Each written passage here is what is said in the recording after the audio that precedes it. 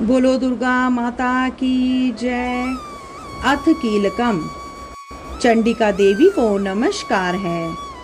मार्कंडेय जी कहते हैं, विशुद्ध ज्ञान ही जिनका शरीर है, तीनों वेद ही जिनके तीन दिव्य नेत्र है, जो कल्याण प्राप्ति के हेतु हैं और अपने मस्तक पर अर्धचंद्रिका मुकुट धारण करते हैं, उन भगवान शिव को नमस्कार है। मंत्रों का जो अभिकीलक है, अर्थात मंत्रों की सिद्धि में विघ्न उपस्थित करने वाली शाप रूपी कीलका जो निवारण करने वाला है, उस सप्तशती स्तोत्र को संपूर्ण रूप से जानना चाहिए।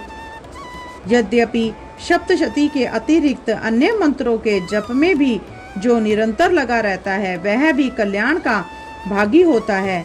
उसके भी उच्चाटन आदि क्रम सिद्ध होते हैं और उसे भी समस्त दुर्लभ वस्तुओं की प्राप्ति हो जाती है।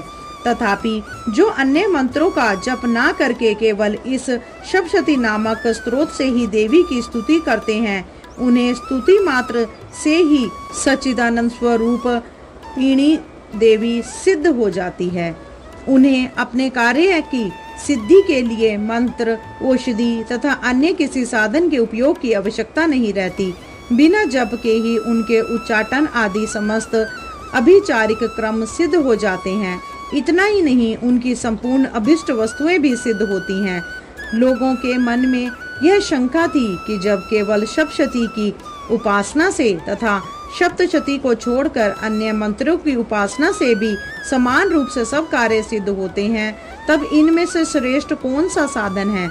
लोगों की इस शंका को सामने रखकर भगवान शंकर ने अपने पास आए हुए जिज्ञासुओं को समझाया कि यह सप्तशती नामक संपूर्ण स्तोत्र ही सर्वश्रेष्ठ एवं कल्याणमय है। तदंतर भगवती चंडिका के सप्तशती नामक स्तोत्र को महादेव जी ने गुप्त कर दिया। सप्तशती के पाठ से जो पुण्य प्राप्त होता है, उसकी कभी समाप्ति नहीं होती, किंतु अन्य मंत्रों के जप जन्य पुण्यों की समाप्ति हो जाती है। अतः भगवान शिव ने अन्य मंत्रों की अपेक्षा जो सप्तशती की ही श्रेष्ठ का निर्णय किया, उसे यथार्थ ही जानना चाहिए। अन्य मंत्रों का जप करने वाला पुरुष भी यदि सप्तशती के स्तोत्र और जप का अनुष्ठान कर ले, तो वह भी पूर्ण रूप से ही कल्याण का भागी होता है। इसमें तनिक भी संदेह नहीं है। जो साधक कृष्ण पक्ष की चतुर्थी अथवा अष्टमी को एकाग्रचित्त होकर भगवती की सेवा में अपना सर्वस्व समर्पित कर देता है और फिर उसे प्रसाद रूप में ग्रहण करता है, उसी पर भगवती प्रसन्न होती हैं, अन्यथा उनकी प्रसन्नता नहीं प्राप्त होती है। इस प्रकार सिद्धि के प्रतिबंधक रूप कील के द्वारा महादेव जी ने इस स्तोत्र को कीलित कर रखा है। जो पूर्वोक्त रीति से निष्कीलन करके इस सप्तशती स्तोत्र का प्रतिदिन स्पष्ट उच्चारण पूर्वक पाठ करता है, वह मनुष्य सिद्ध हो जाता है, वही देवी का पार्षद होता है और वही गंधर्व भी होता है। सर्वत्र विचरते रहने पर भी इस संसार में उसे कहीं भी भय नहीं होता। वह अपमृत्यु के वश में भी नहीं पड़ता और देह त्यागने के अनंतर मोक्ष प्राप्त कर लेता है। अतः कीलन को जानकर उसका परिहार करके ही सप्तशती का पाठ आरंभ करें। जो ऐसा नहीं करता, उसका नाश हो जाता है। इसीलिए कीलक और निष्कीलन का ज्ञान प्राप्त करने पर ही यह स्तोत्र निर्दोष होता है और विद्वान पुरुष इस निर्दोष स्तोत्र का ही पाठ आरंभ करते हैं। स्त्रियों में जो भी सौभाग्य आदि दृष्टिकोण होता है, वह सब देवी के प्रसाद का ही फल है। अतः इस कल्याणमय स्तोत्र का सदा जप करना चाहिए। इस स्तोत्र का मंद स्वर से पाठ करने पर सब फल की प्राप्ति होती है और उच्च स्वर से पाठ करने पर पूर्ण फल की सिद्धि होती है। अतः उच्च स्वर से ही इसका पाठ आरंभ करना चाहिए। जिनके प्रसाद से ऐश्वर्य, सौभाग्य, आरोग्य, संपत्ति, शत्रु का नाश और परम मोक्ष की सिद्धि होती है, उस कल्याणमयी जगदम्बिका की स्तुति मनुष्य क्यों नहीं करते। इसके अनंतर रात्रि सूतक का पाठ करना उचित है। पाठ के आरंभ में रात्रि सूतक और अंत में देवी सूतक के पाठ की विधि है। मारीच कल्प का वचन है। रात्रि सूतक के बाद विनियोग, न्यास और ध्यान पूर्वक निर्माण मंत्र का जप करके सप्तशती का पाठ आरंभ करना चाहिए। पाठ के अंत में पुनः विधि पूर्वक निर्माण मंत्र का जप करके देवी सूतक का और तीनों रहस्य का पाठ करना उचित है।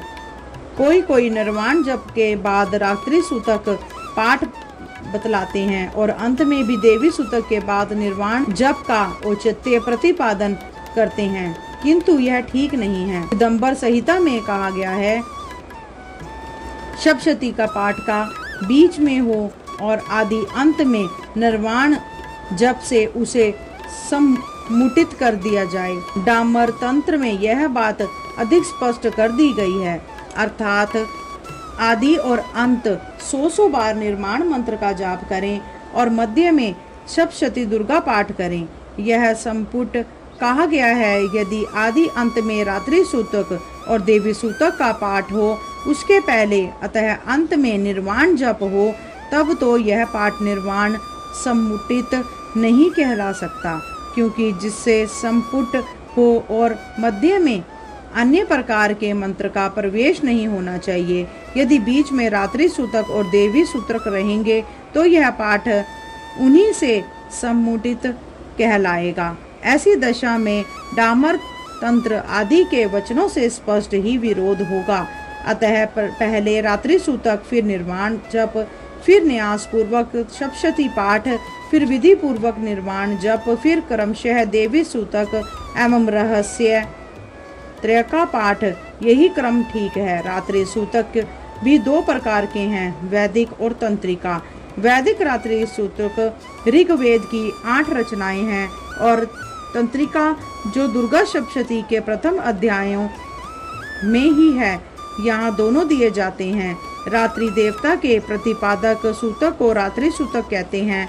यह रात्रि देवी 2 प्रकार की हैं, एक जीव रात्रि और दूसरी ईश्वर रात्रि।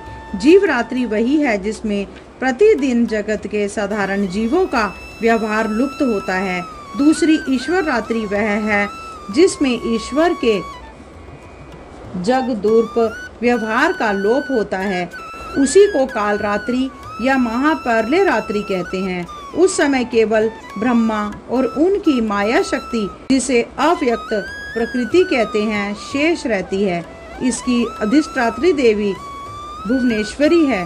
रात्रि सूतक से उन्हीं का स्तवन होता है। बोलो दुर्गा माता की जय।